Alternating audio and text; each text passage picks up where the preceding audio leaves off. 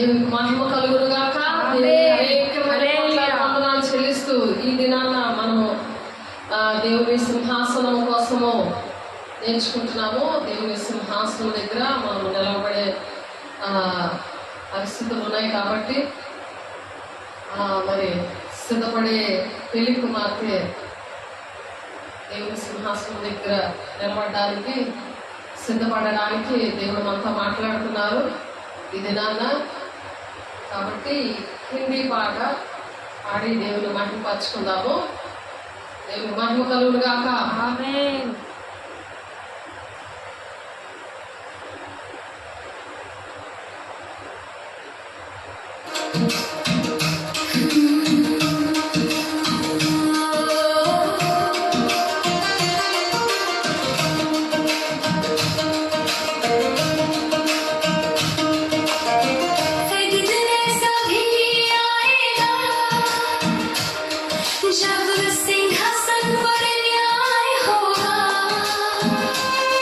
जीवन की सब बातें लिखी है, सच का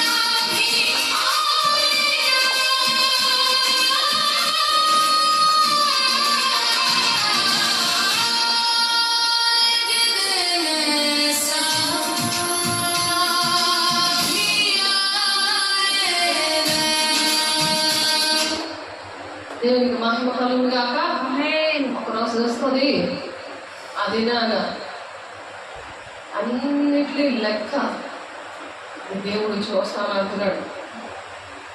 ఆ లెక్క ఏంటంటే ప్రకటన గ్రంథంలో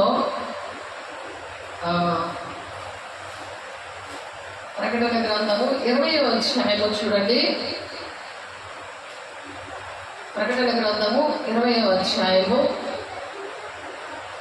12వ వచనం. మరియు గొప్పవారేమి కొద్దివారేమి మృదులైన వారందరూ ఆ సింహాసనము ఎదుట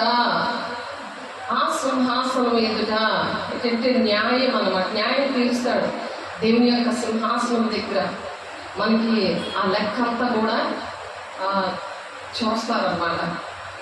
ఆ లెక్క ఏంటంటే ఆ గ్రంథాలు కితాబు ఖులేగా అనేసి చెప్తున్నారు కదా. జీవానికి కితాబమే ఎవరి పేరైతే ఉంటుందో ఆ పుస్తకంలో ఎవరి పేరు ఉంటుందో, అంటే జీవ గ్రంథంలో ఎవరి పేరు ఉంటుందో వాళ్ళు ధన్యులు అని పాడుకున్నాం మనం. కాబట్టి హిసాబ్ అంటే ఆ లెక్కలు చూస్తాడు దేవుడు. మనం ఏం చేస్తున్నాం, మనం ఏ విధంగా ఉంటున్నాం, తండ్రి చిత్తాన్ని ఏ విధంగా నెరవేరుస్తున్నాం, ఈ భూలోకానికి వచ్చి మనం దేవుని కోసం ఏంటంటే చేసాం అన్నీ కూడా దేవుడు లెక్క చేస్తాడు. లెక్క కట్టి ఇక్కడ యోహాన్ గారు మాట్లాడుతున్నారు ప్రకటన గ్రంథం 20వ వచనంలో. మరియు ధవలమైన మహాసింహాసనము దాని యందు ఆసీనుడైన ఒకరిని చూచి తిని దర్శనంలో చూస్తున్నాడు యోహాన్ గారు. పద్మాసు ద్వీపంలో మరి ఒకరిని చూచి తిని భూమి ఆకాశంలో ఆయన సముఖము నుండి పారిపోయాను, వాటికి నిలువచ్చుకోవటం లేదు. భూమి ఆకాశం అయితే పారిపోయింది. ఇప్పుడున్నది కొత్త ఆకాశం కొత్త భూమి కోసము మనం నేర్చుకున్నాం. ప్రకటన 21వ అధ్యాయం నుండి చూస్తే ఒకసారి చూద్దాము. మళ్ళీ ఒకసారి చూడండి. ఈ పారిపోయిన నూతన సృష్టి, ఈ సృష్టి ఉండదు, యుగాంతం అయిపోతుంది అని అంటున్నాం కదా. ఇప్పుడు అంత్య దినాల్లో ఉన్నాం కదా. అంచు దినాల్లో ఉన్నప్పుడు మనం ఇటువంటివి అర్థం చేసుకోవాలి బాగా. వింటే చాలా లాభం. యుగాలు దేవుని రాజ్యంలో ఉంటాం. ఎందుకంటే ఇది ఈ కృపకాలంలో దేవుడు డోర్స్ ఓపెన్ చేస్తున్నాడు సంఘాన్ని, ఆలయాన్ని. ఈ ఆలయము మరి ప్రతి ఒక్క ఆలయము కూడా క్లోజ్ అయిపోతుంది. ఆ క్లోజ్ అయిపోయే దినాల్లో మనం ఉన్నాం. ఆ దినాల్లో ఏం జరుగుతుంది అనే విషయాలు దేవుడు మాట్లాడుతున్నారు దేవుని బిడ్డ. కాబట్టి ప్రకటన గ్రంథంలో కొన్ని విషయాలు మనం నేర్చుకుంటున్నాము. ఎందుకంటే అంచె దినాల్లో దేవుని శక్తిని, దేవుని ఆత్మని కుమ్మరిస్తాను మరి అని యోవేలు గారు ప్రవచించారు 2:28లో. యోవేలు గ్రంథము 2వ అధ్యాయము 28వ వచనంలో ప్రవచించారు. అది మన జీవితాల్లో 26 సంవత్సరాల నుండి జరుగుతుంది. స్థానిక సంఘంలో గ్లోరీ గాస్పెల్ చర్చ్ ఆర్గనైజేషన్లో జరుగుతుంది. అంతకుముందు నాకు తెలియదు, కానీ దేవుడు మరి నేర్పించారు. నాకు అర్థమైన జీవితం నుండి దేవుడు వినిపించి మరి దేవుని ప్రణాళికలో మరి మనం ఉన్నప్పుడు, దేవునికి దగ్గరగా ఉన్నప్పుడు దేవుడు మాట్లాడతారు. పాపము, దోషం, అతిక్రమాలతో నీకును నాకును దోషం అడ్డముగా వచ్చిందని యెషయా భక్తుడు చెప్తాడు 59వ అధ్యాయం 1-2 వచనాలు. కాబట్టి ఆ దోషము, పాపముని తొలగించుకోవడానికి ఈ కృపకాలంలో క్షమించమని అడిగితే చాలు, దేవుని ఆజ్ఞను పాటిస్తే చాలు, దేవునికి దగ్గరగా ఉంటావు, నీకు ఈ విషయాలు అర్థమవుతాయి. ఈ కృపకాలంలో డోర్స్ అన్ని కూడా ఓపెన్గా ఉన్నాయి.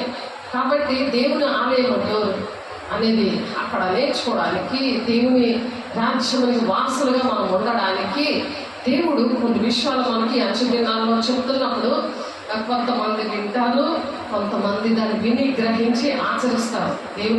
దేవునికి దగ్గరగా ఉన్నవాడు, దేవునితో పరిశుద్ధత అనేది మనం చెప్పుకున్నాం కదా. 2 కొరింథీయులు 7:1లో ఆత్మ, శరీరము 2 పరిశుద్ధులు ఉన్నప్పుడు దేవుని యొక్క వాగ్దానాలు నెరవేర్చబడతాయి. మన పట్ల ఉన్న దేవుని యొక్క వాగ్దానాలు మన పట్ల నెరవేర్చబడతాయి. కాబట్టి ఆ వాగ్దానం ఏంటంటే పరలోక రాజ్యమే. కాబట్టి 21:1లో ప్రకటన 21:1లో యోహాను గారు దర్శనంలో దేవుడు చూపిస్తున్నాడు. ఇవన్నీ కూడా సంగములతో ఆత్మ చెప్పుచ్చిన మాట చెవి గలవాడు వినుగాక. దేవుడితో మాట్లాడే అనుభవం లేకపోతే జ్ఞానేంద్రం తెరవబడదు. ఆ జ్ఞానేంద్రం తెరిస్తేనే దేవుని చూడగలము, ఆయన స్వరం వినగలగలము, ఆ వాక్కుని మనం అర్థం చేసుకోగలము. అది గ్రహించే ఆ కెపాసిటీ వాళ్ళకి ఆ అభిషేకము దయచేస్తుంది. ఆ వాక్యం దేవుడితో అనుక్షణము మాట్లాడుకుంటూ పనులు చేయడం, ఉద్యోగాలు చేసుకోవడం, ఏ పనైనా మనం చేసుకుంటామో దేవుడిని తలంచుకుంటూ దేవుడితో మాట్లాడుకుంటూ పరిశుద్ధాత్మ దేవుడు వాళ్ళల్లో ఉంటాడు.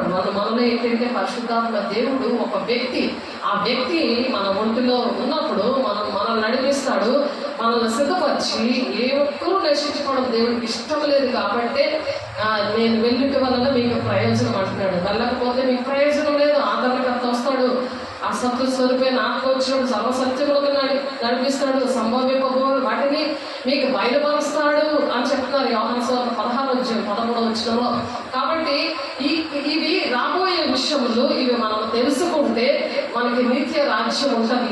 ఎటువంటి తప్పు చేసినా క్షమించే కృపగల దేవుడు మన మధ్యలో ఉన్నాడు. అందుకే ఆ కృప దినాల్లో సంఘ కాలంలో మనం ఉన్నాము. కాబట్టి మరి 69 వారాలు గడిచిపోయింది. లాస్ట్ వారము 70వ వారం మాత్రమే. ఇందులో మనము అన్ని వారాలు అయిపోతున్నాయి. 70 వారాల్లోని ఆ ఒక్క వారము మిగిలిపోయింది. ఒక్క వారమే మిగిలిపోయింది. ఆ ఒక్క వారంలో మన మంచి దినాలు అన్నీ కూడా దేవుడు ఇప్పుడు అవి జరుగుతూ వస్తున్నాయి. లాస్ట్లో ఇంకా అంత్యక్రీస్తు రావడమే ఉన్నది. కాబట్టి మంచి దినాల్లో మనం ఉన్నాము. కాబట్టి దేవుడు మాట్లాడుతున్నారు. కాబట్టి దేవుడు మనతో మాట్లాడడానికి దేవుడు ఇష్టపడుతున్నాడు. దేవుని బిడ్డ ప్రకటన 20 మరి ఆయన ఏం చెప్తున్నారు? మరియు గొప్పవారేమి కొద్దివారేమి ముందు లేని వారందరూ కూడా ఆ సింహాసనం మీద నిలబడి ఉంటారన్నమాట. ఆ సింహాసనం ఏంటంటే ధవల సింహాసనం. అర్థమవుతుందా? ప్రతి ఒక్కరు కూడా ఏంటంటే దేవుడు నమ్ముకుంటే దేవుడు రాజ్యానికి వెళ్ళిపోతారని అనుకుంటున్నారు. చర్చలకు వెళ్ళరు. దేవుడు నమ్ముకుంటే చాలు, నాకు టైం లేదు ప్రార్థన చేయడానికి. రాత్ర ఉండదు, పగలు ఉండదు, ఎంతసేపు ఇంట్లో పనులే మనిషి అన్నవాడు చేసుకుంటాడు. కానీ దేవుని ఆత్మను పొందుకున్న వాళ్ళకి ఎంతో వేదన భారం దుఃఖం ఉంటుంది. అందుకే ఆత్మ లేదు కూడా నావాడు కాదని దేవుడు రిజెక్ట్ చేసేసాడు. అంతే. నువ్వు దేవుని ఆత్మను పొందుకొని కూడా దేవుని గాయాలు రేపుతున్నావు అని దేవుడు అడుగుతున్నాడు. ఎంతమందికి నువ్వు చెప్పగలుగుతున్నావు? ఎంతమందికి నువ్వు కన్నీరు కావస్తున్నావు? ఎంతమంది విషయంలో నువ్వు బాధ్యత వహించావు అనే విషయాలు అడగడానికి ధవల సింహాసనం దగ్గర దేవుడు అక్కడ ప్రతిరోజు ఏం మాట్లాడుతున్నామో మలకి 3:16 ఉంటుంది. ప్రతి దినము ఇద్దరు మాట్లాడుతుంటే వీళ్ళు ఏంటి మాట్లాడుతున్నారు, ఏ ఉద్దేశం మీద మాట్లాడుతున్నారు, ఏ మైండ్తో మాట్లాడుతున్నారు అని మొత్తముగా మాట్లాడడం మనుషులకు కొంతమందికి అర్థం అవుతుంది. లోపల ఒక మాట బయట ఒక మాట ఉంటుంది. అలాగా ఆ మాట్లాడుతున్న అన్నీ కూడా స్కాన్ తీసి రాస్తాడు ఆయన. అదే విషయము ఇక్కడ ఉంది. చూడండి, ప్రకటన గ్రంథం 20:11 కాబట్టి పరిశుద్ధాత్మ దేవుడు ఎవరిలోనైతే ఉంటారో వాళ్ళు జ్ఞానం కలిగి ఉంటారు, పావుల వలె వివేకం ఉంటారు, పావురాల వలె నిష్పక్షంగా ఉంటారు, యథార్థంగా మాట్లాడతారు. నీతో భయపడి ఒక మాట, భయపడకుండా ఒక మాట ఉండదు. యథార్థంగా మాట్లాడతారు. యథార్థంగా ఉన్నవారు ప్రార్థన కూడా దేవుడు అందుకే వింటాడు, జవాబులు వస్తాయి. కాబట్టి ఈ ధవల సింహాసనమును దాని యందు ఆసీనుడై ఉన్న దాన్ని నేను చూచాను. ఆసీనుడై ఉన్న ఆ దేవుడిని చూశాడు యోహాను గారు. చూసి భూమి ఆకాశం అనే సముఖం నుండి పారిపోయిందట. భూమి ఆకాశం ఏంటయ్యాయి? చెప్పాలి ఏంటి పారిపోయాయి? భూమి ఆకాశం పారిపోయింది. ఏ భూమి ఆకాశము? ఇప్పుడు మనం ఉన్న ఈ భూమి ఆకాశంలో పారిపోయాయి. అవి ఏంటయ్యి? మొదటి ఆకాశము మొదటి భూమి కూడా గతించిపోయింది అని ప్రకటన 21:1 ఉంది. అంతగా నేను కొత్త ఆకాశము కొత్త భూమిని చూశాను. ఇక్కడ పారిపోయాయి కదా. ఇక్కడేమో కొత్త ఆకాశం వచ్చింది. ప్రకటన 21:1 ఇక్కడ 20వ ఈ ధవల సింహాసనం దగ్గర ఉండి ఆయన సముఖము నుండి ఈ పాత భూమి పాత ఆకాశము, ఇప్పుడు మనం ఉన్న ఆకాశము భూమి లోకంలో సాతానుడు ఏలుబడి చేస్తున్నాడు. పరిశుద్ధాత్మ దేవుడు కంచెలాగా అటువంటి పరిశుద్ధాత్మ పొందుకున్న వాళ్ళని ఆయన జకర్యా 9:8 ప్రకారము ఆయన ప్రవచించాడు జకర్యా గారు. అలాగా కంచె వేసి కాపాడుతున్నాడు. దేవునికి మహిమ కలుగును గాక. దేవుని బిడ్డల్ని ఎలాగా కాపాడుతాడో చూడండి. ఆయన సముఖము నుండి ఈ కొత్త ఆకాశం కొత్త భూమి పారిపోయినప్పుడు వాటికి నిలువ చోటు లేదు, ఎక్కడ కూడా చోటు లేదండి.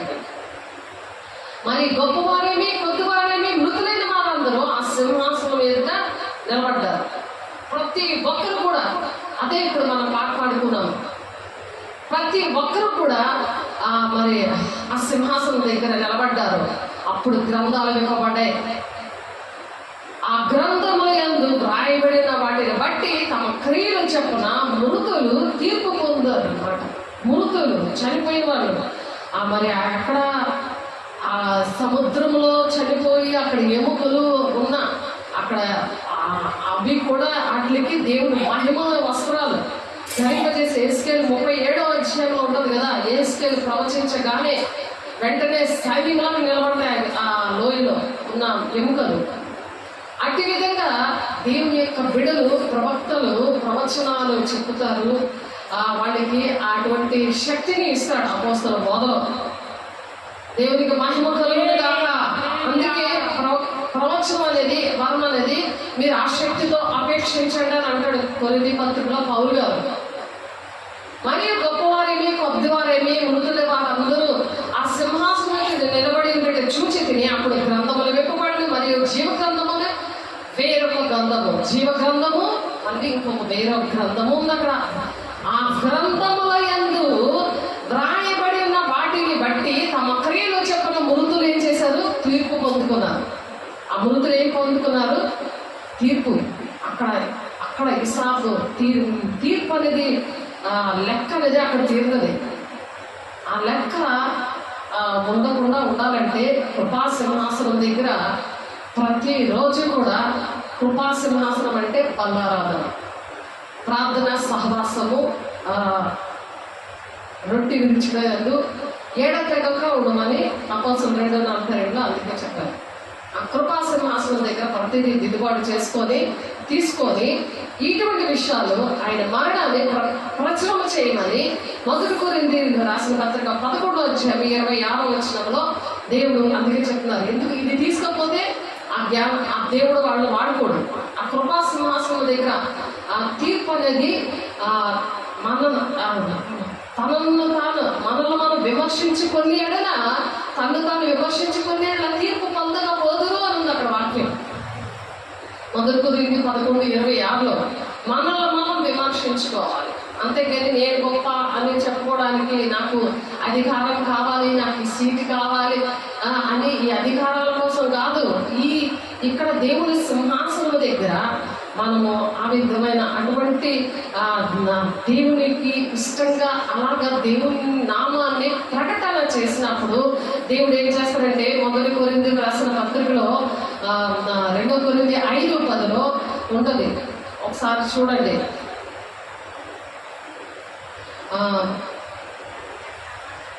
మన శరీరముతో జరిగించిన మంచివైనా సరే చెడ్డమైనా సరే మరి దేవుని యొక్క న్యాయపీఠం ముందు లెక్క అప్పచెప్పాలి అని చెప్పి.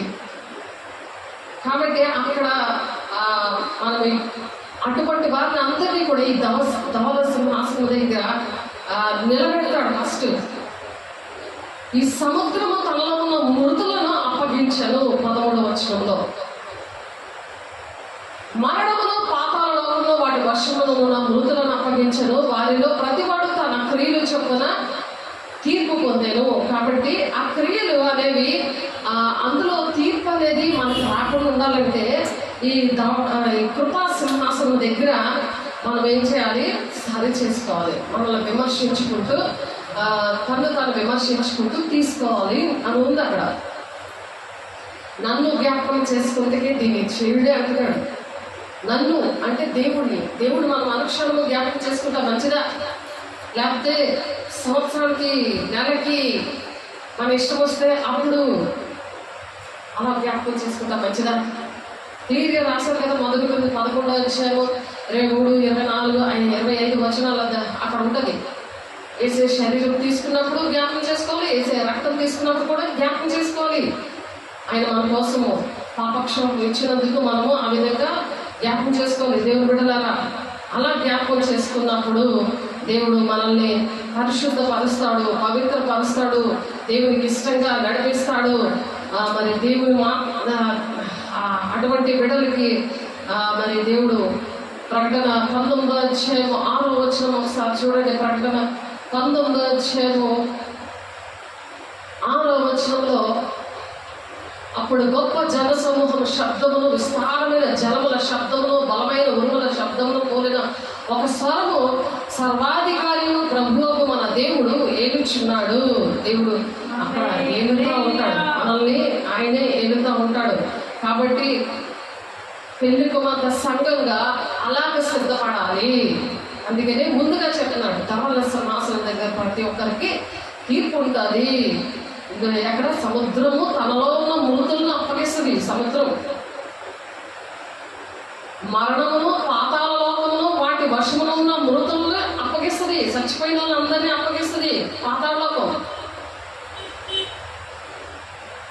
ప్రతి వాడు కూడా తన క్రియల చొప్పున తీర్పు పొందుతాడు.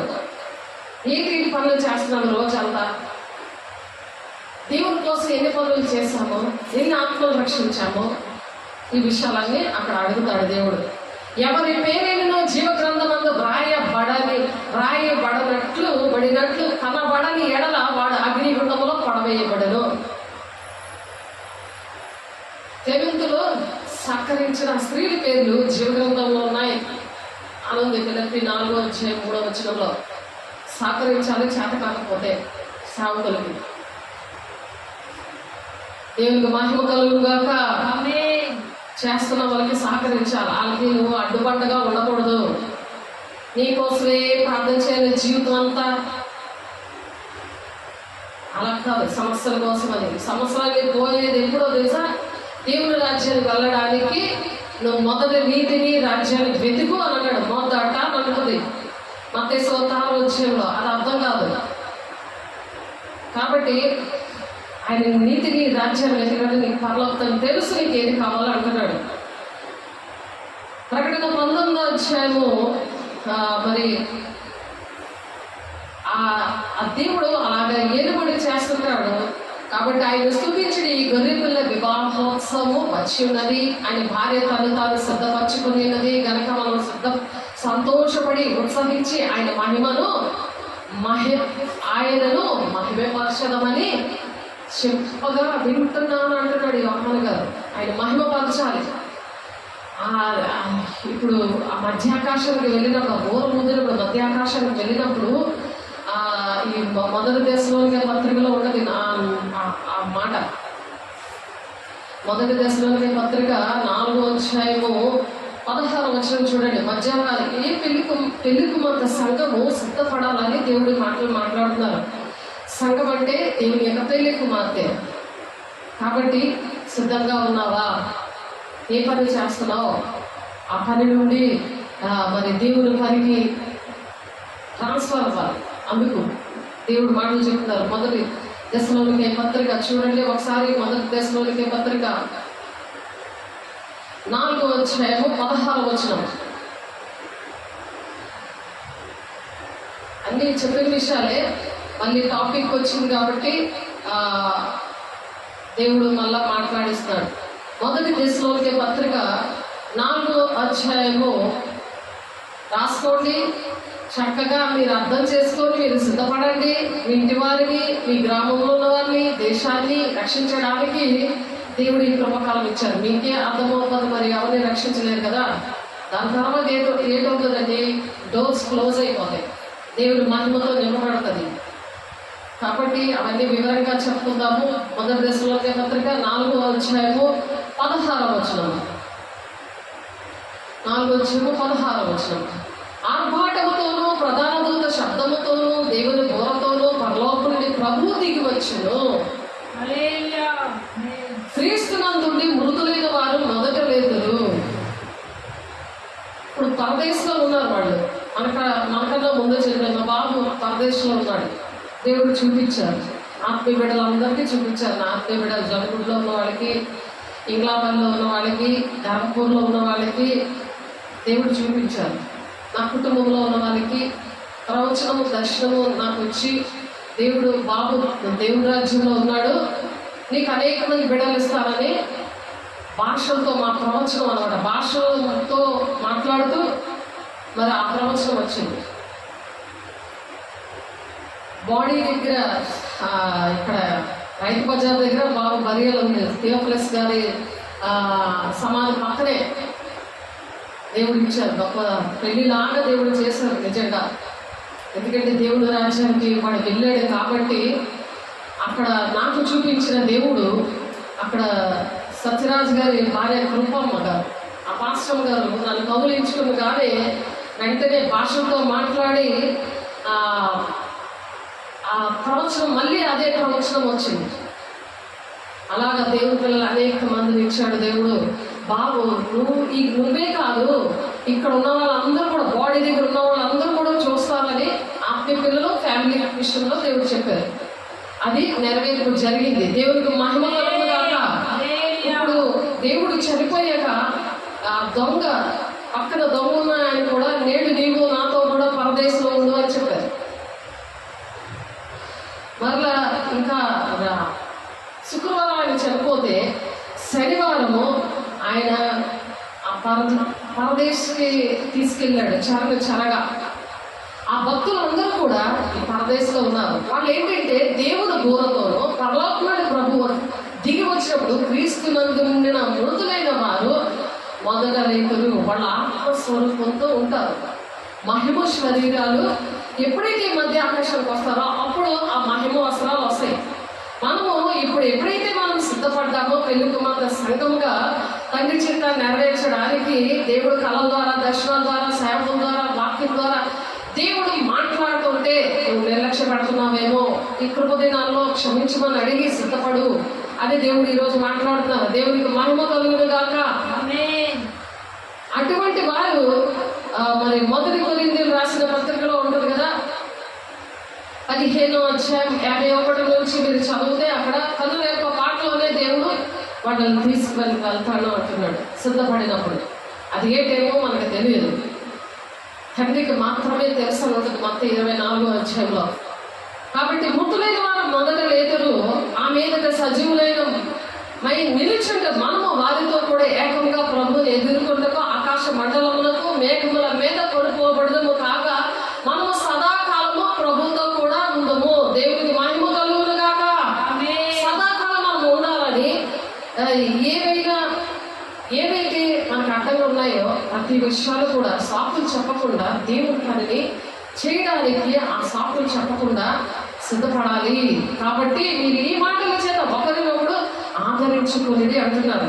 ఒకరు చనిపోయారని బాధపడతారు కదా, నేనైతే సంతోషిస్తున్నాను దేవుడి రాజ్యంలో బాగున్నాడని. ఇప్పుడు ఈ కాలంలో ఉంటే పాడిపోతారు కదా. బాబుకి నేనే బాప్తిజం ఇచ్చాను 17 సంవత్సరాల బాబుకి. అప్పుడు ఇక్కడే చైతన్య కాలేజీలో చదివాడు, గాయత్రిలో చదివాడు, చైతన్యలో ఇక్కడ విజయనగరంలో చదవడం జరిగింది. ఇంటర్ కంప్లీట్ అయింది. ఇక్కడ బాబును మరి ఏంటంటే నేవీలోనికి పంపిద్దామా లేకపోతే డిగ్రీ చేద్దామా ఇలాగా మేము ఆలోచిస్తున్న టైంలోనే కరెంట్ షాక్ కొట్టి చనిపోవడం జరిగింది. కానీ దేవుని రాజ్యం ఉంటే అది ఎంతో సంతోషకరమైన విషయం. దేవుడికి మహిమ కలుగును గాక. కాబట్టి తన్ను తాను దేవుడు ఎందుకు తన్ను తాను అప్పగించుకున్నాడు అని అంటే ఈ కార్యాలన్నీ కూడా మనల్ని పరిశుద్ధపరిచాడు. మనం పరిశుద్ధంగా ఉండడానికి మరి ఆయన 3వ దినం తిరిగి లేచాడు. మనకి పరిశుద్ధాత్మని అప్పచెప్పాడు మేడగదిలో. మరి ఆ పరిశుద్ధాత్మ పొందుకున్న వాళ్ళు దేవునికి ఇష్టంగా బ్రతకాలి, దేవుని పెళ్లి కుమార్తె సంఘముగా సిద్ధపడాలి. దేవుని బిడ్డ అలా ఉండాలని ఆశపడే దేవుడు చెప్తున్నారు. నిర్దోషమైనది గాను మహిమగల సంఘము గాను ఆయన తన ఎదుగుదాన్ని నిలబెట్టుకోవాలని ఈ సంఘాన్ని ఎలాగ నిర్దోషంగా ఉండాలి. మనం ఈ లోకంలో నిర్దోషంగా ఉంటే వ్యాపారంలాగా కాదు, వ్యాపారం చేయడం కాదు సంఘంతో. అక్కడే దేవుడికి కోపం వచ్చింది. నా ఇంటికి మీరు వ్యాపారంగా చేశారా అనేసి బలలన్నీ తిరగవేశాడు. అటువంటివి ఏదైనా చేస్తున్నారేమో నిత్య రాజ్యానికి వెళ్ళడానికి, జీవగ్రంథంలో పేరు ఉండడానికి, దేవుని పేరుతో దెయ్యములు కలగొడితే పరలోక రాజ్యం మన మధ్యనే ఉందని ఉంది. మత్తయి 10:20 మరి మత్తయి సువార్తలో ఉన్నది, లూకా సువార్తలో కూడా 11:20 ఉన్నది ఆ మాట. చూడండి ఒకసారి. అవి కూడా మనం చాలాసార్లు చెప్పుకున్నాం, కానీ మనం గుర్తు చేసుకోవాలి. ఎందుకంటే మనం దేవుని బిడ్డలకి చెప్పడానికి, ప్రతి ఒక్కరికి కూడా మనం చెప్పాలి. దానికి మతం మూలం భేదం లేదు. అందరినీ కూడా, అందరి కోసం కూడా దేవుడు ప్రాణం పెట్టారు. అందరి కోసం ప్రాణం పెట్టారు. చాలా మందికి తెలియదు. నువ్వు అందరినీ దేవుడు అందరితో మనం ఐక్యతగా ఉంటాం, కానీ ఆ విషయాలు చెప్పకపోతే వాళ్ళు రేపు పొద్దున బాధపడతారు. ఇంత ఫ్రెండ్లీగా ఉండి నాకెందుకు ఈ విషయాలు చెప్పలేదు అని అంటారు. కొంతమంది వింటారు, కొంతమంది వింటారు. వాళ్ళ ఇష్టం. కానీ మనకు చెప్పవలసిన బాధ్యత ఉందని ఎస్కేల్ 2వ అధ్యాయంలో ఉంటుంది. వాళ్ళు వినకపోయినా నువ్వు చెప్పు అని ఎస్కేల్తో చెప్తారు. కాబట్టి మనం ఏంటంటే చెప్పవలసిన బాధ్యత మనకుంది, దేవుని బిడ్డ.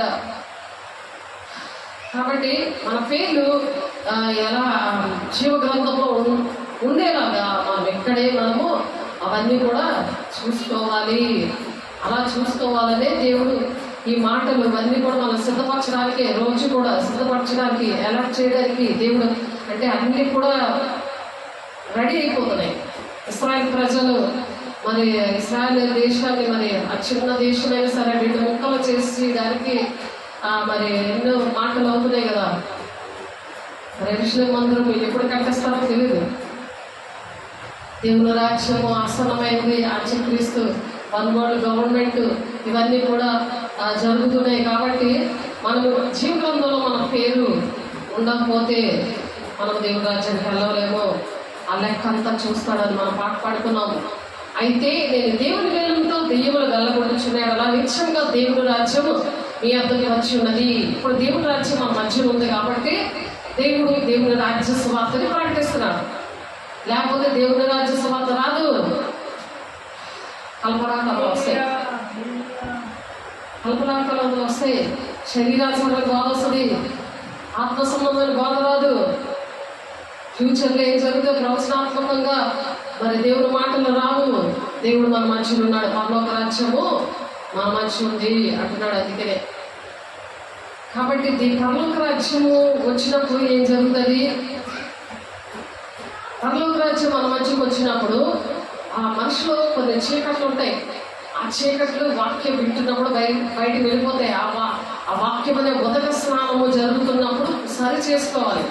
ఏదో కథ విన్నట్టు వినడం కాదు, సరి చేసుకోవాలి. ఆ ఉదక స్నానంతో స్నానం చెయ్యాలి. ఆ వాక్యము మరి ఆ కీళ్ళల్లో, కండరాల్లో, ఎముకల్లో, మూలుగుల్లో అది ప్రవహింప చేస్తూ ఉంటాడు దేవుడు. అందుకని శిష్యులతో చెప్పాడు, అయినను దెయ్యములు మీకు లోపడుచున్నవని సంతోషింపక. దెయ్యాలు లోపడతాయి, వాక్యానికి సరి చేసుకుంటాయి, భయపడతాయి. మనలో దేవుని చూసి భయపడతాయి అవి. కానీ మీ పేర్లు పరలోక ముందు వ్రాయబడి ఉన్నవని సంతోషించడానికి వారితో చెప్పాడు. మీ పేర్లు దేవుని రాజ్యంలో, పరలోక రాజ్యంలో, జీవగ్రంథంలో ఉంటాయని సంతోషించండి నా మాట శిష్యులతో చెప్పాడు. ఈరోజు మనతో చెప్తున్నాడు. దేవుని బిడ్డ, దేవునికి మహిమ కలుగును గాక. నిర్దోషమైనది దేవుడు ఎందుకు ప్రాణం పెట్టాడు అది మనం గమనించాలి. 40 రోజులు ప్రార్థన చేసేసి ఉపవాసాలు ఉండేసి అక్కడితో ఆఫ్ చేసేస్తున్నారు. అక్కడితో ఆఫ్ చేసేసి నాకు ఈ అనారోగ్యం వచ్చింది, నాకు ఈ సమస్య ఉన్నది, నా కోసం ప్రార్థన చేయండి అని మరి బూతులు కూడా వచ్చేస్తున్నాయి నోటంతా. వేసే రక్తం వాడు అంటే ఇలా దేవుడు ఇలాంటి మాటలు, ఇలాగా దేవుడిని మా చర్చలో అయితే రూత్కి, పౌలుకి, మరి వినీతనానికి ఏంటంటే దేవుడి మాటలు ప్రకటించుకున్నారు. వేసేసారు రక్తం ఇవ్వు అని చెప్పారు. వినీతకైతే వాళ్ళకి తెలియట్లేదు, ఆమె వాల్యూ తెలియట్లేదు. దేవుడు ఇచ్చిన తండ్రి చిత్తం ఏంటి వాళ్ళ పట్ల అనేది తెలియట్లేదు. వాళ్ళకి అద్భుత కార్యాలు జరిగాయి. గుండె నొప్పి, చెస్ట్ క్యాన్సర్, పిల్లలు పొడుగుగా ఉంటే పొడుగుగా ఎదగడం, ఇలాంటి అద్భుత కార్యాలు దేవుడు చేసినప్పుడు వేసే రక్తం కోసం అలా చాలా మందికి దేవుడు చేశారు. నువ్వు ఏ స్థితిలో నుంచి దేవుడు నిన్ను లేవనెత్తాడో ఆ స్థితిలోనే దేవుడు నిలబెడతాడు. నన్ను నిలబెట్టాడు అలాగా. ఇటువంటి ఏరియాలో ఉన్న అలవాట్లు నా భర్తకు ఉండబట్టి అవన్నీ కూడా దేవుడు మరి ప్రార్థన ద్వారా అవిశ్వాసాలు భర్త భార్యను బట్టి పరిశుద్ధపరచబడను. లేని ఏళ్ళ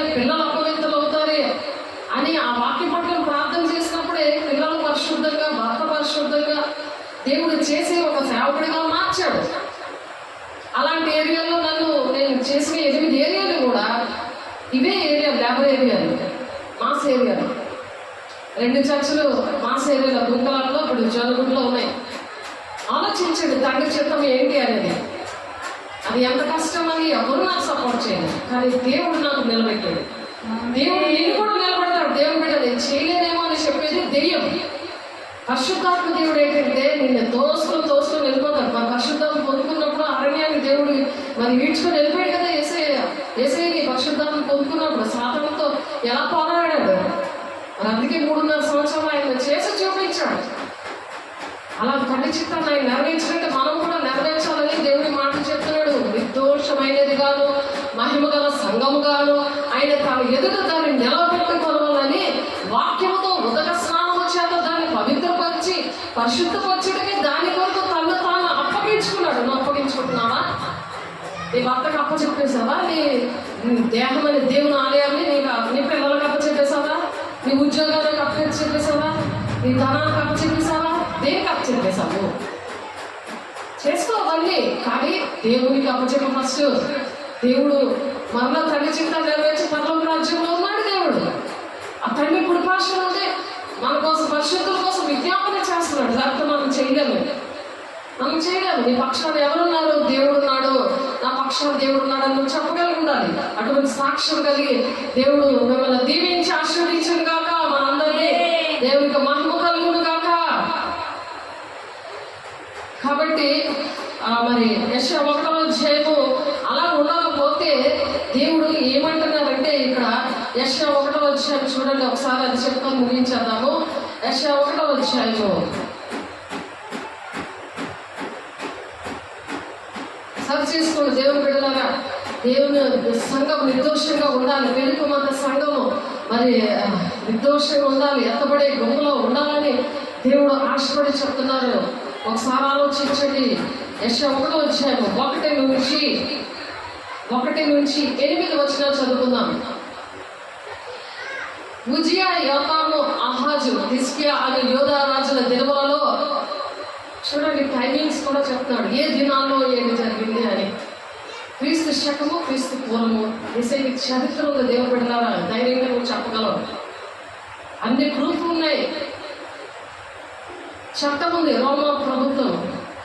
ఆ చట్ట ప్రకారము ఆ దినాల్లో స్త్రీలు ప్రకటించకూడదు అనుంది. ఇప్పుడు దేవుడు పరిశుద్ధాత్మ దేవుడు వచ్చినప్పుడు స్త్రీలనే వాడుతున్నాడు. ఆ పునరుత్థానం దగ్గర నుండి స్త్రీలే ప్రకటించాలన్నాడు. స్త్రీలు ప్రవచించాలి అని చెప్తున్నాడు.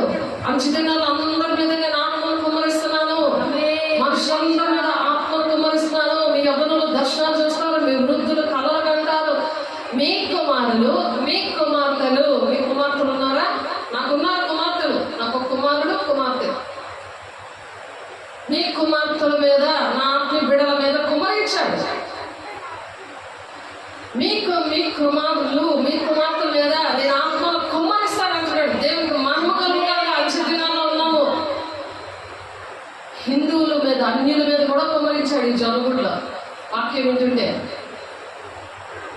పింకీ అమ్మాయి పేరు, ఇంకా సాయి వాళ్ళ తమ్ముడు, అన్ని చెల్లు వాడు వాళ్ళ మీద కుమ్మరించాడు.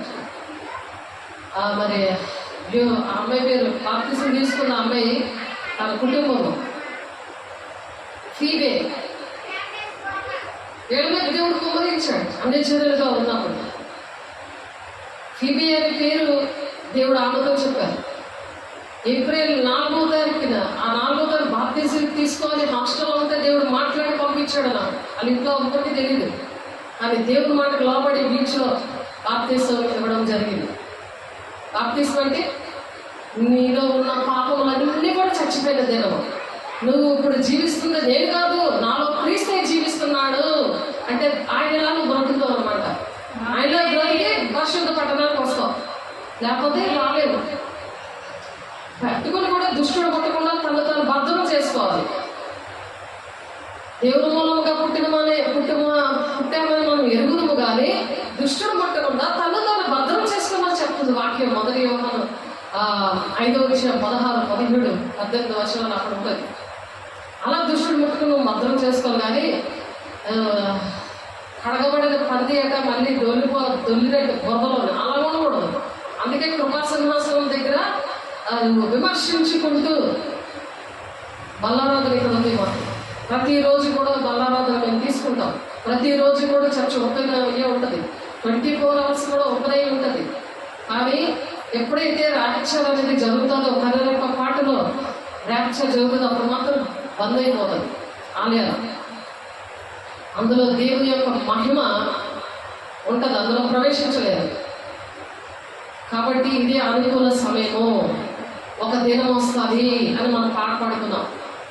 కాబట్టి ఆ హిజ్కియా యూదారాజుల దినములలో యూదాను గూర్చి యెరూషలేమును గూర్చి ఆమోజు కుమారుడు యెషయాకు కలిగిన దర్శనం అన్నమాట. ఇది యెషయా గారికి వచ్చిన దర్శనం. మా ఆయనకి యెషయా అని పిలిచారు.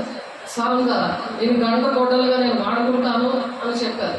అన్ని అలవాట్లు ఉన్న మనిషిని తెలియకుండా పెళ్లి చేసేసారు. కట్టవద్దు, సారవద్దు అని చెప్పి మీకు చాలాసార్లు సాక్ష్యం చెప్పారు. అటువంటి ప్రజల్ని బాగు చేయడానికి దేవుడు అందుకని వైజాగ్ నుండి విజయనగరం అపాయింట్ చేశాడు. నన్ను అపాయింట్ చేశాడు. నా పిలుపు దర్శనం ప్రకారం అలా దేవుడు సహాయం చేశాడు. ఆయనకి 2004లో నా సువార్త పరిచయి సల్మాన్ అని స్వరం ద్వారా మాట్లాడాడు. దేవుడికి మహిమ కలుగును గాక. యెహోవా మాట్లాడుచున్నాడు, ఆకాశము ఆలకించుము. ఆకాశం 19వ కీర్తన ఉన్నది. ఆకాశము ఆయన చేతి పనిని ప్రచురణ చేస్తుందంట. చూడండి ఒకసారి కీర్తన గ్రంథం చూడండి. కీర్తన గ్రంథం ఒకసారి చూడండి. 19వ అధ్యాయము కీర్తన గ్రంథము 19వ అధ్యాయము 1-2 వచనాలు రాసుకోండి. చక్కగా వాక్యము మీరు నేర్చుకొని దేవుడు ప్రకటించే దినాలు ఎంత త్వరగా ప్రకటిస్తారో తండ్రి చిత్తం మీ పట్ల నెరవేర్చబడుతుంది. హోంవర్క్ అయిపోతుంది, టైం అయిపోయింది, బెల్ కొట్టేశారు, ఇంకా హోంవర్క్ చేయలేదు, బస్సు వచ్చేసింది, ఇంకా ఎక్కలేదు అని. ఎందుకంటే మనం జీవనంలో ఈ భూలోకంలో ఉన్నాము, కొంచెం ప్రాక్టికల్గా తెలియడానికి. ఇప్పుడు ఏది వచ్చినా ఏది రాకపోయినా సరే దేవుడు వచ్చినప్పుడు రెడీగా ఉండాలి. ఇవన్నీ ప్రాక్టికల్గా మనకి భౌతికంగా మనకి ఇలాంటివి సిచ్యుయేషన్స్ వస్తాయి. ట్రైన్ వెళ్ళిపోయింది, ఫ్లైట్ వెళ్ళిపోయింది అని అనుకుంటాం. కానీ దానికి ఎలా పరిగెడతాం? దానికన్నా ఫాస్ట్గా ఇప్పుడు పరిగెట్టే దినాలు, దేవునికి మహిమ కలుగుగా అలా సిద్ధపడే దినాలు. కాబట్టి ఆకాశంలో దేవుడి మహిమను వివరించున్నది. ఆకాశములు దేవుని మహిమను అవి వివరించాలి. నువ్వు దేవుని మాటలు వివరించగలుగుతున్నావా? ఆలోచించు. అంతరిక్షము ఆయన చేతి పనిని ప్రచురణ చేస్తుంది. అంతరిక్షము ఆయన చేతి పనిని ఆయన చేసింది. సృష్టి అంతటిని సృష్టిని పూజించట్లేదు. అది ఆ సృష్టి ఏం చేస్తుంది? ఈ సృష్టిని ఎడిట్ చేసేది ఆకాశం దాన్ని వివరిస్తుందంట. అంతరిక్షము ఇలా చేశాడు, ఈ రోజు ఇది చేశాడు అని ఆదికాండం 1వ అధ్యాయంలో ఉంటుంది. ఆయన సృష్టి అంతా కూడా అవి వివరిస్తున్నాయి కదా. నువ్వు వివరిస్తున్నావా? నోరు ఉన్నది, దేవుడు రూపం ఇచ్చాడు, దేవుడు గుణాలు ఇచ్చాడు, మరి దేవుడు జ్ఞానం ఇచ్చాడు. అవి దేనికోసం వాడుతున్నావు? భూమి సంబంధమైన వెతుక్కొద్దు అని చెప్తారు కదా కొలస్సీ 3వ అధ్యాయంలో. పైన వాటి మీద మీరు మనసు పెట్టుకోండి. మనసు పెట్టుకున్నప్పుడు పైన ఉంటారు, లేకపోతే పాతాళంలో ఉంటారు. భూ సంబంధమైనలో అక్కడ విడవబడిన సంఘంలో ఉండిపోతారు. చాలా మహాశ్రమల కాలంలో చాలా దుష్టుడు మరి దేవుడు ఉగ్రత కూడా వచ్చేస్తుంది. ప్రకటన 15వ అధ్యాయంలో ఉంటుంది. దేవుడు ఉగ్రత ఎలాగ వాళ్ళ మీద కుమ్మరించేస్తారంటే ఈ ఆలయంలో 7 దూతలు వచ్చేస్తాయి. 7 దూతలు వచ్చి ఆ ఉగ్రత పాత్రలు కుమ్మరిస్తారు. ఒక్కొక్క పాత్రతోటి. అందులోనే ఆనాడు ఎలాగైతే మోషే గారు కాలంలోనే జరిగిందో, సొలొమోను ఆలయం కట్టినప్పుడు జరిగిందో ఆ విధంగా జరుగుతుంది. హతసాక్షులు చాలామంది అక్కడ 666 మందిలో హతసాక్షి అయిపోయిన వాళ్ళు మరి అక్కడ ఉంటారని 2వ వచనంలో ఉంటుంది. హతసాక్షులు. కాబట్టి యెహోవా మాట్లాడుచున్నాడు, ఆకాశమా ఆలకించుము, భూమి చెవియొగ్గుము. నేను పిల్లలను పెంచి గొప్పవారిని చేసి తిని వారు నా మీద తిరుగుబడి ఉన్నారు అంటున్నాడు. ఆకాశానికి చెప్పుకుంటున్నాడు దేవుడు, నా మీద నా పిల్లలు తిరగబడ్డారు అని. అంటే దేవుని పిల్లల కన్నా ఎవరు ప్రచురణ చేశారో చెప్పండి. ఇప్పుడు ఆకాశం ఆకాశం చేసింది, ఆకాశం సువార్త చేసింది, ఆకాశం వివరించి చెప్తుంది ఆయన సృష్టిని, ఆయన చేతి పనిని ప్రచురం చేస్తుంది. నువ్వు చేస్తున్నావా? ఈ రోజు నేను చేస్తాను అని తీర్మానం చేసుకోండి చేతులెత్తి. ఆకాశంలో దేవుని మహిమ వివరించుచున్నది, అంతరిక్షం ఆయన చేతి పని ప్రచురం చేయించున్నది, పగటికి పగలు బోధ చేయించున్నది, రాత్రికి రాత్రి జ్ఞానం కనిపించున్నది. వాటికి భాష లేదు, మాటలు లేవు, వాటి స్వరము వినబడదు. అందుకని దేవుడు ఎవరికి చెప్తున్నారు? యెహోవా మాటలాడుచున్నాడు. యెషయా గారు ఈ దర్శనం వచ్చింది ఇక్కడ. ఆ దర్శనంలో యెహోవా మాట్లాడుతున్నాడు. ఆకాశమా ఆలకించుము, భూమి చెవియొగ్గుము, నేను పిల్లలను పెంచి గొప్పవారినిగా చేసి తిని. ఆత్మీయంగా శారీరకంగా కోటీశ్వరులాగా చేశాడు దేవుడు. నిన్ను చేశాడు. దేవుడు బిడ్డ నీకనే సూటిగా మాట్లాడుతున్నాడు. నువ్వేం చేస్తున్నావు? అడిగి భాష లేదు, అవి చేస్తున్నాయి, దేవుడు మాటలు ప్రకటిస్తున్నాయి. అందుకే ఆకాశం నువ్వు తేరి చూస్తున్నదంట. దేవుడు రాక కోసం నువ్వు తేరి చూస్తున్నావా? ఎవరిని చూస్తున్నావు? ఎవరి మీద ఆధారపడుతున్నావు? ఆ సృష్టికర్త అయిన దేవుడు నీకు భర్త ఉన్నాడు. ఆ భర్త మీద ఆధారపడాలి. ఆ భర్త నేను కాపాడుతున్నాడు అనుక్షణం కూడా. యెషయా 57వ వచనంలో ఉంటుంది, 4వ వచనంలో. కాబట్టి యెహోవా మాటలాడుచున్నాడు. ఆకాశం ఆలకించుము, భూమి చెవియొగ్గుము, నేను పిల్లలను పెంచి గొప్పవాడిగా చేసి తిని వారు నా మీద తిరుగుబడి ఉన్నారు. ఎద్దు తన కామందు నెరుగును, గాడిద సొంత వాణ్ణి దొడ్డి తెలుసుకొను. ఇశ్రాయేలుకు తెలియలేదు, నా జనులు యోచింపరు. ఇశ్రాయేలు ప్రజలు కూడా ఒంటరిగా అయిపోయారు. అందుకే ఒంటరిగా అయిపోయారు. పాపిష్టి జనమా, దోషభరితమైన ప్రజలారా. ఏమని పిలుస్తున్నాడు ఇప్పుడు? పాపిష్టి జనమా. వాక్యం ఒకలాగా చెప్తే ఒకలాగా వివరిస్తావా? నీ ఇష్టం వచ్చినట్టు కల్పింపబడిన వాక్యం అంతా చెప్తావా? కల్పనా కథలు చెప్తావా? దొంగల చెవులు గలవారిగా ఉంటావా? ఒక్క అక్షరం తీసినా సరే జీవగ్రంథంలో నీ పేరు ఉండదు అని చెప్తాడు. నీకు తెగుళ్ళు వస్తాయి అని చెప్తున్నారు. తెగుళ్ళు వస్తున్న మాత్రలు మింగేస్తావా జీవితాంతం? ప్రకటన 21:18 ఉంటుంది ఆ మాట. ఇంకొక దగ్గర కూడా ఉంది. కాబట్టి పాపిష్టి జనమా, దోషభరితమైన ప్రజలారా, దుష్ట సంతానమా, చెరుపు చేయి పిల్లలారా. చెరిపేస్తున్నావా? నీ కుటుంబాన్ని పాడు చేస్తున్నావా? నీ అహంకారంతో నీ ఇష్టం వచ్చిన దగ్గరికి చర్చలకి తిప్పుతావా? న్యాయపీఠం ముందు దేవుడు ఒక్కొక్కరిని నిలబెట్టి అడుగుతాడంట. ఒక్కరిని కూడా ఆ తమల సింహాసనం దగ్గర ఆ లెక్క చేసినప్పుడు, ఆ గ్రంథాలు ఇవ్వనప్పుడు నీ పేరు ఉండదు. ఏం చేస్తావు? జీవ గ్రంథంలో నీ పేరు ఉండదు. ఏం చేస్తావు? ఎవరి పేరైనను జీవ గ్రంథముందు రాయబడినట్లు కనబడిన ఎడల వాడు అగ్నిగుండంలో పడవేయబడను. 20:15 వచనం. ప్రకటన 20:15 వచనం చదువుకోండి. నేను అగ్నిగుండంలో ఉంటానా? నేను ఇన్ని పనులు చేశాను కదా, జీవగ్రంథంలో నా పేరుందా లేదా అని చెక్ చేసుకోండి.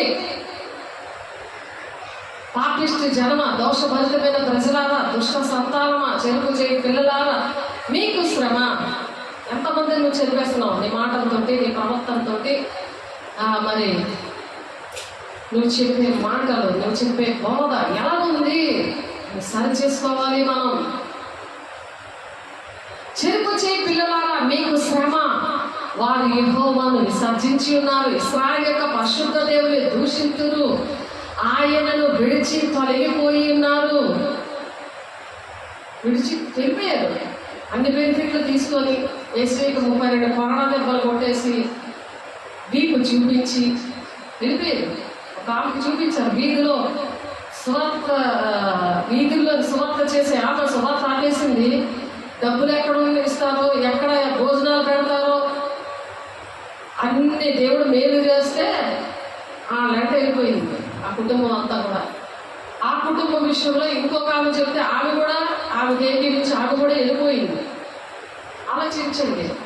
తోడేళ్ళు ఈడ్చుకొని వెళ్ళిపోతాట. నేను వెళ్ళిన తర్వాత మిమ్మల్ని ఎవరు కనికరింపరు అని చెప్పాడు కదా దేవుడు. పరిశుద్ధాత్మ దేవుడు దుఃఖపెట్టినప్పుడు ఆయన వెళ్ళిపోతాడు. వెళ్ళిపోయిన తర్వాత ఈడ్చుకొని వెళ్ళిపోతాడు అనమాట.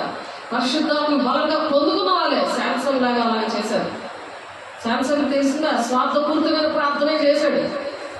పగ తీర్చుకోవడం చేశాడు. అభిషేకం పొందుకొని అంత బలమైన ఆయన ఆలోచించాడు. దేవుని యొక్క ప్రణాళిక నెరవేర్చకుండా చేశాడు. దావీదైతే ఎంతో కన్నీళ్లు కార్చాడు. మరి పరుపు తేలిపోయేలాగా తను పశ్చాత్తాపడ్డాడు. ఈ కృప దినాల్లో అటువంటి దినాల్లో పశ్చాత్తాపడాలి. దేవుని సంగమా, నిత్యము తిరుగుబాటు చేసి మీరేళ ఇంకాను కొట్టబడదురు. ఎందుకు కొట్టబడుతున్నారు? దేవుడు ఒక్కొక్క సమస్యతో పడతాడు కదా. ఆ సమస్యకైనా దానికైనా భయపడి దేవుడు పాదాల దగ్గర వస్తారని దేవుడు కొట్టడం స్టార్ట్ చేస్తాడు. దేవుడు పిల్లల్ని, మన పిల్లలు ఎలా కొడతాం? మాట వినకపోతే కొడతారు కదా. ప్రేమ అది. ఎంత కొడతారా? కష్టం కొడతారా? చచ్చిపోయి కొట్టరు కదా. అలాగే దేవుడు సమస్యలు పెడతాడు. ఆ సమస్యలు బట్టి దేవుని రాజ్యానికి వస్తారు, దేవునికి దగ్గర అవుతారు. మనుషుల మీద ఆధారపడుతుంటే మనుషులందరినీ పక్కన పెడతాడు.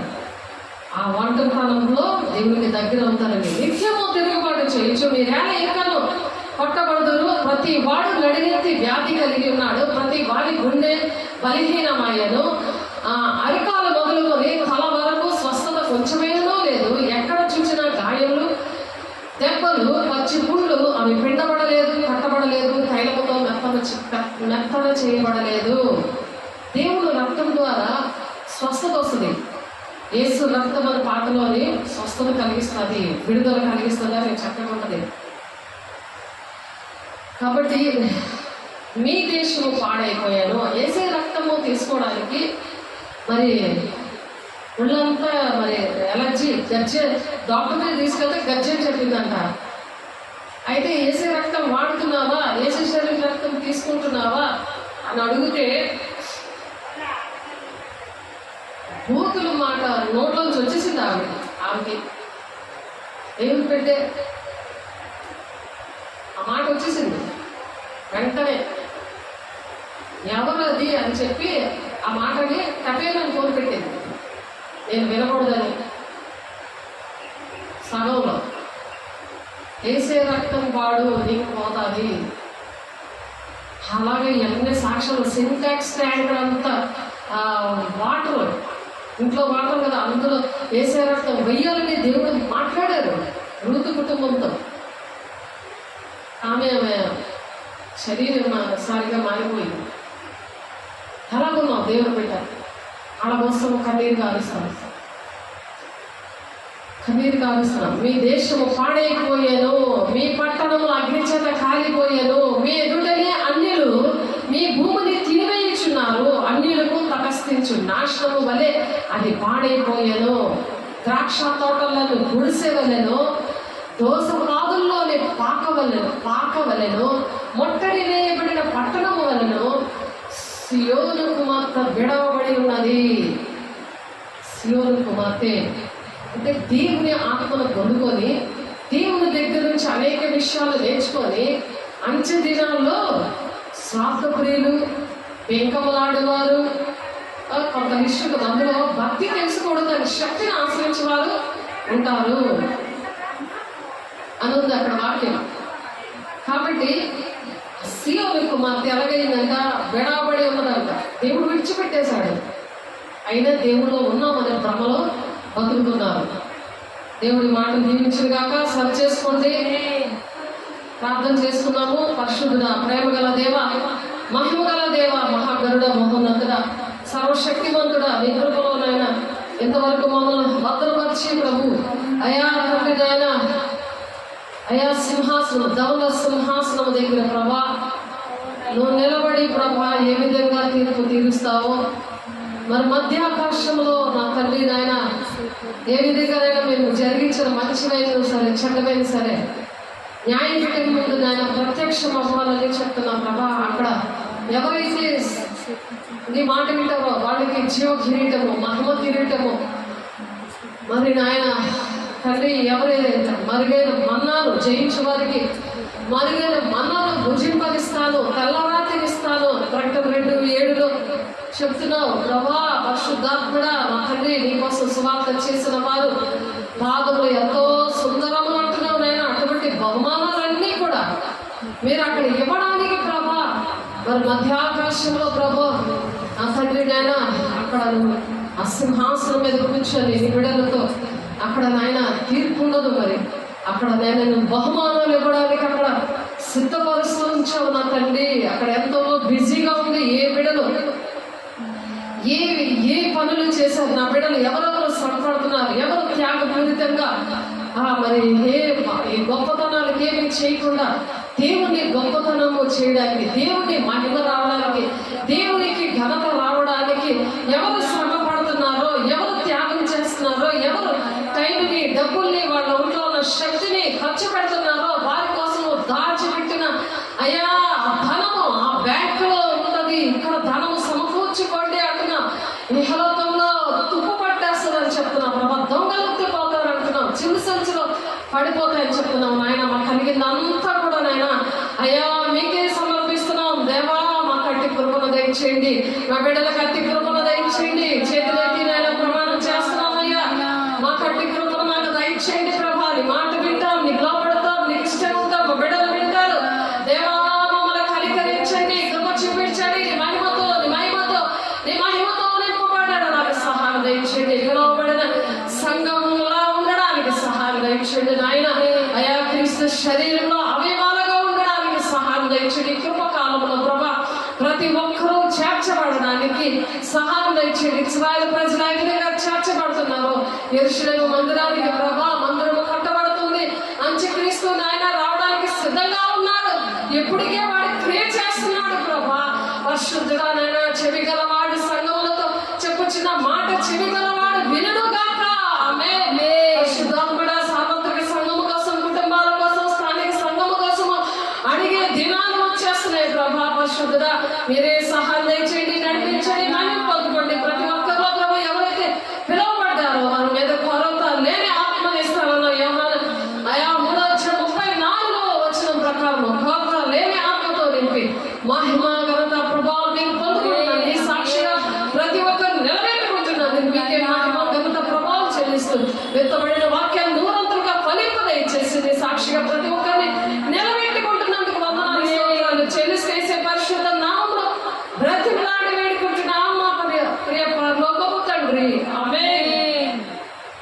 తన యొక్క దీవెన, కుమారుని యొక్క కృప, పరిశుద్ధాత్మ యొక్క నిత్య సహవాసము సదాకాలము ప్రతి ఒక్క పిడికి కూడా సదాకాలం తోడే నడిపించుగాక. ఆమేన్. దేవుడి మహిమ కలుగును గాక. ఆమేన్. దేవుడి దీవించి ఆశీర్వదించును గాక. ఆమేన్.